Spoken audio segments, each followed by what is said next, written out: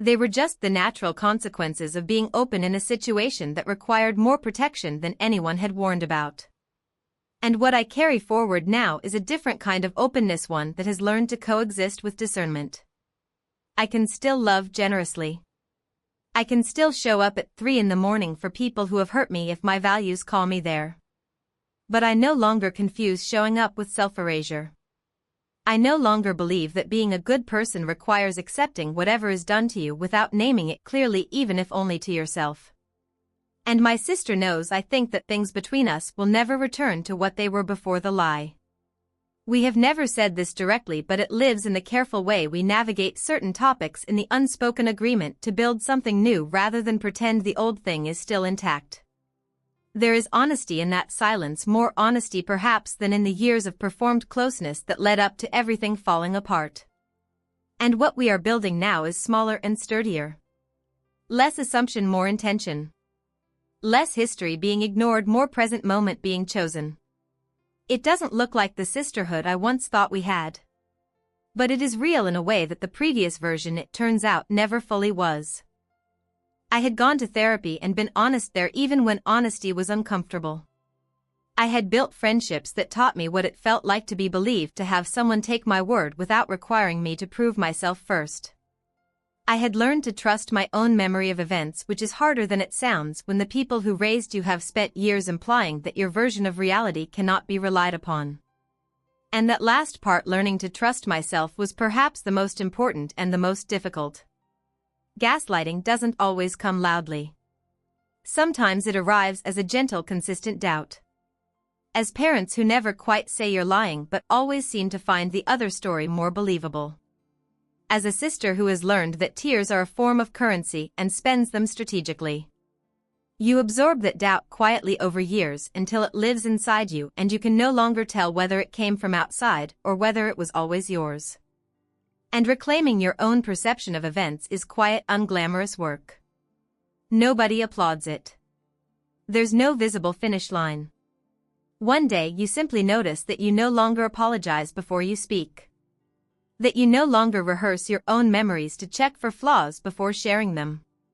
That when someone tells you that you're remembering something wrong, you can sit with that claim and examine it honestly without immediately collapsing into self-doubt.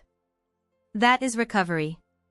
Slow, private, unremarkable to everyone except you. And I think about the person I was when all of this began, younger, more certain that love from family would always be unconditional, more shocked than I should have been when it turned out not to be. I don't look back at that version of myself with pity. I look back with something closer to tenderness. That person trusted completely and got hurt completely, and neither of those things was a character flaw. She had a way of expressing love through practical care, through asking if I'd eaten, through sending packages with things she knew I liked. It wasn't the direct conversation I had wanted, but I began to understand it as her language, and I tried to receive it as it was offered rather than be angry at what it wasn't. And my father took longer. He is a man who was raised to believe that moving forward means not looking back, and so looking back, which is what any honest reckoning requires, did not come naturally to him. But one evening during a phone call that had started as routine and ordinary, he said quietly that he wished he had listened better. Just that. No elaboration. And I understood that for him those 6 words were enormous, that they had probably taken months to find their way to the surface. And I told him it meant something to hear that.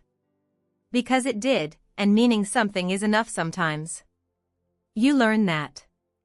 You learn to receive what people are capable of giving instead of measuring it only against what you wished they could offer. That's not lowering your standards, it's understanding that people are not limitless, that their capacity for honesty and vulnerability is shaped by everything that shaped them, and that a person reaching the edge of what they're capable of is still reaching. And I had a therapist during those 5 years who said something I've carried with me ever since. She said that the people who hurt us are not always the people who will heal us, and that waiting for the ones who caused the wound to be the ones who close it is one of the longest and loneliest ways to wait. I resisted that for a long time. It felt too close to giving up. But eventually I understood what she meant. It wasn't about abandoning the hope of repair. It was about not putting your own recovery on hold while you waited for someone else to finally become ready. And so I had done the healing work myself in the years before that hospital phone call ever came. And again, what you're willing to meet halfway, not for their sake but for yours. And that decision is never made once. I want to be honest about that. It's not a single moment of grace that resolves everything cleanly. It's a daily, sometimes hourly renegotiation with your own heart. Some mornings I would wake up fully willing to rebuild. Other mornings the old wound would be tender again, aching in the particular way that old wounds do when the weather changes, and I would need to be gentle with myself, to sit with the anger without acting from it, to feel the sadness without letting it make my choices.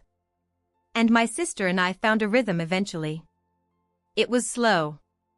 It looked nothing like the closeness we'd had as children, that easy, unthinking sisterhood that exists before people learn how much power they have to hurt each other. What we had now was more deliberate coffee once a month, texts that were short but consistent, conversations that stayed in safe shallows for a long time before either of us tested the deeper water. And there was an afternoon, maybe 8 months after the hospital, when we were sitting in a small cafe and she said something that made me laugh, really laugh, the kind that surprises you before you can decide whether it's appropriate. She laughed too. And for just a moment we were simply two sisters in a cafe, the way we used to be before everything became complicated and costly. And I held on to that moment. Not as proof that all was forgiven or forgotten, but as evidence that something human still existed between us. That underneath the history and the harm there were two people who had once shared a childhood, who had once whispered across the dark in shared bedrooms, who had once been each other's first audience, first ally, first friend. That doesn't disappear completely. It gets buried sometimes. But it doesn't disappear. And my parents too moved slowly. My mother was more open. The way light shifts in a room when someone opens a window, you forgot, was their subtle, cool, unexpected. And I started answering my mother's calls more often. Not every one. But more. My father sent me a short message a month later, nothing elaborate, just a link to something he thought I'd find interesting, the way he used to do when I was young, and he was still the kind of father who paid attention to what I cared about. I stared at that message for a long time before I replied. Then I replied. And these are not dramatic gestures. They are not the stuff of grand reunions or tearful apologies delivered with music in the background. They are ordinary, imperfect quiet, which is exactly what real repair looks like when it's actually happening and not just being performed. Won't pretend I didn't grieve the version of reconciliation I had imagined during those 5 years. In the quiet of my apartment in the early years especially, I had constructed a whole scene in my mind, the conversation where everything would be laid out honestly, where my sister would say exactly what she had done and exactly why, where my parents would hold that truth and feel the full weight of what their choosing had cost me. I wanted that moment. I wanted to be seen clearly, completely, by the people who were supposed to know me best. And that moment never came. Not in the form I'd imagined it. And learning to release the picture you've been holding of how healing is supposed to look, that is its own quiet grief separate from everything else. And because real life doesn't give you the scene. It gives you a phone call at an uncomfortable hour. It gives you a hospital chair and a cup of vending machine coffee that tastes like nothing. It gives you small, imperfect gestures from people who don't fully know how to apologize but are trying in their limited way to reach across the distance they helped create. And you have to decide again. The kind of things families do without thinking, except we had to think about every single one. And my parents arrived around 5 in the morning. My father stopped in the doorway when he saw me. My mother pressed her hand to her mouth. Nobody had planned for this moment, and so nobody knew how to perform it. We just stood inside it, the four of us, in that too bright hospital room where the ordinary rules of family drama felt suddenly very small. And my father said my name. Just that, my name, quietly, like he was testing whether I was real. I nodded. He nodded back. It wasn't forgiveness. It wasn't reconciliation. It was just two people acknowledging that they were both standing in the same painful place at the same painful hour, and that maybe that meant something. And my mother hugged me. She held on longer than I expected, and I felt how much older she had become in 5 years, the slight thinness of her shoulders, the way she leaned in like someone who had been carrying something heavy for too long. I didn't pull away. I wasn't ready to call it healing. But I let myself be held. And my sister was discharged 4 days later. She called me once about 2 weeks after, and the conversation was short and careful, like walking across ice neither of us fully trusted. She didn't offer a full apology. She offered something smaller, an acknowledgement that she had been wrong, delivered in a voice so quiet I had to press the phone closer to hear it. And I said I heard her. I meant it. And that's not the same as everything being fine. Some things once broken don't return to their original shape, they heal into something different, something you have to learn to recognize all over again. I didn't suddenly have my family back. I didn't wake up the next morning without the weight of those 5 years sitting somewhere in my chest. Grief doesn't work on anyone else's schedule, and neither does trust. But something had shifted. Not loudly. I wondered if she ever told the truth to herself, even in private. I wondered if she slept well. I didn't hate her. Hatred takes too much energy, and I needed mine. But I kept the distance. It felt like the only honest thing left between us. And then came the call. 3 in the morning. A hospital number I didn't recognize. My sister, emergency. Serious. They needed family. And I sat with that phone in my hand for a long moment. Every reason to say no walked through my mind like a quiet procession. And then I got in the car. And I don't tell this part of the story to sound noble. I tell it because sitting in that waiting room watching the clock, I realized something that no apology had ever given me. I was not what she said I was.